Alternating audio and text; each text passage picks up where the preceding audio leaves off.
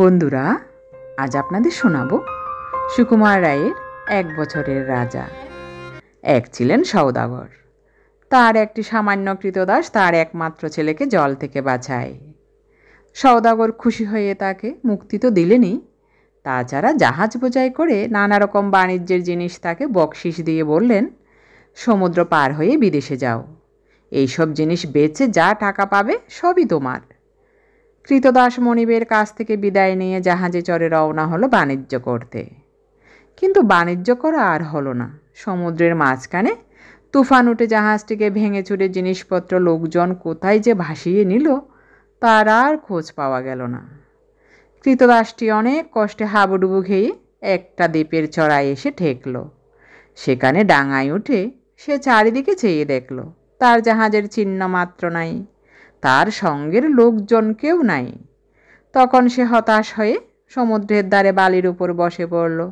তারপর যখন সন্ধ্যা হয়ে এলো তখন সে উঠে দ্বীপের ভিতর দিকে যেতে লাগলো।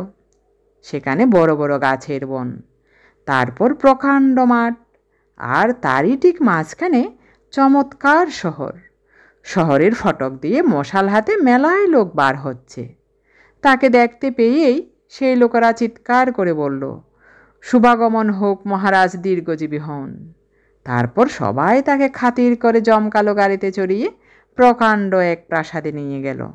সেখানের চাকরগুলো তাড়াতাড়ি রাজ পোশাক এনে তাকে সাজিয়ে দিল। সবাই বলছে, মহারাজ মহারাজ, হুকুম মাত্র সবাই চটপট কাজ করছে। এইসব দেখে শুনে সে বেচারা একেবারে অবাক।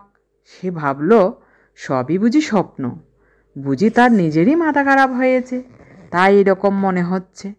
কিন্তু ক্রমে সে বুঝতে পারল সে জেগেই আছে, আর দিব্যি জ্ঞানও রয়েছে, আর যা যা ঘটছে সব সত্যি। তখন সে লোকদের বলল, এ কীরকম হচ্ছে বলো তো, আমি তো এর কিছুই বুঝছি না। তোমরা কেনই বা আমায় মহারাজ বলছো, আর কেনই বা এমন সম্মান দেখাচ্ছ? তখন তাদের মধ্যে থেকে এক বুড়ো উঠে বলল, মহারাজ, আমরা কেউ মানুষ নই, আমরা সকলেই প্রেতগন্ধর্ব। যদিও আমাদের চেহারা ঠিক মানুষেরই মতো। অনেক দিন আগে আমরা মানুষ রাজা পাবার জন্য সবাই মিলে প্রার্থনা করেছিলাম, কারণ মানুষের মতো বুদ্ধিমান আর কে আছে। সেই থেকে আজ পর্যন্ত আমাদের মানুষ রাজার অভাব হয়নি। প্রতি বৎসরে একটি করে মানুষ এইখানে আসে, আর আমরা তাকে 1 বৎসরের জন্য রাজা করি। তার রাজত্ব শুধু ওই 1 বৎসরের জন্যেই। বৎসরের শেষ হলেই তাকে সব ছাড়তে হয়। তাকে জাহাজে করে সেই মরুভূমির দেশে রেখে আসা হয়, যেখানে সামান্য ফল ছাড়া আর কিচ্ছু পাওয়া যায় না। আর সারাদিন হাড় ভাঙা খাটুনি খেটে বালি না খুঁড়লে এক ঘটিও জল মেলে না। তারপর আবার নতুন রাজা আসে। এই রকমে বৎসরের পর বৎসর আমাদের চলে আসছে। তখন দাস রাজা বললেন, আচ্ছা বলো তো, এর আগে তোমাদের রাজারা কীরকম স্বভাবের লোক ছিলেন? বুড়ো বলল, তারা সবাই ছিলেন অসাবধান আর খামখেয়ালি।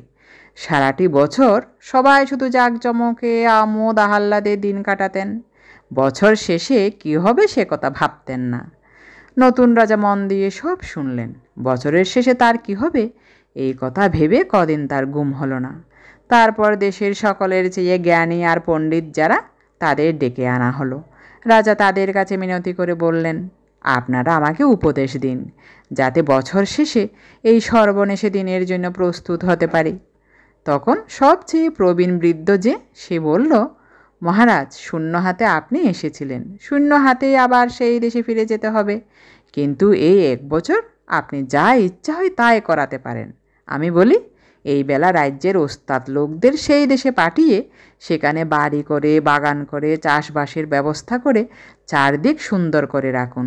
ততদিনে ফুলে ফলে দেশ ভরে উঠবে, সেখানে লোকের যাতায়াত হবে।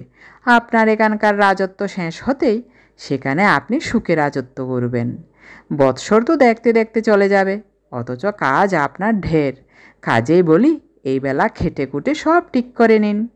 রাজা তখনই হুকুম দিয়ে লোক লস্কর, জিনিসপত্র, গাছের ছাড়া, ফলের বীজ আর বড় বড় কলকবজা পাঠিয়ে আগে থেকে সেই মরুভূমিকে সুন্দর করে সাজিয়ে গুছিয়ে রাখলেন। তারপর বছর যখন ফুরিয়ে এলো তখন প্রজারা তার ছত্র মুকুট রাজদণ্ড সব ফিরিয়ে নিল। তার রাজার পোশাক ছাড়িয়ে 1 বছর আগেকার সেই সামান্য কাপড় পরিয়ে তাকে জাহাজে তুলে সেই মরুভূমির দেশে রেখে এলো। কিন্তু সে দেশ আর এখন মরুভূমি নাই, চারিদিকে ঘরবাড়ি, পথঘাট, পুকুর, বাগান। সেই দেশ এখন লোকে লোকারণ্য। তারা সবাই এসে ফুর্তি করে শঙ্খ ঘণ্টা বাজিয়ে তাকে নিয়ে সিংহাসনে বসিয়ে দিল। 1 বছরের রাজা সেখানে জন্মভরে রাজত্ব করতে লাগলেন।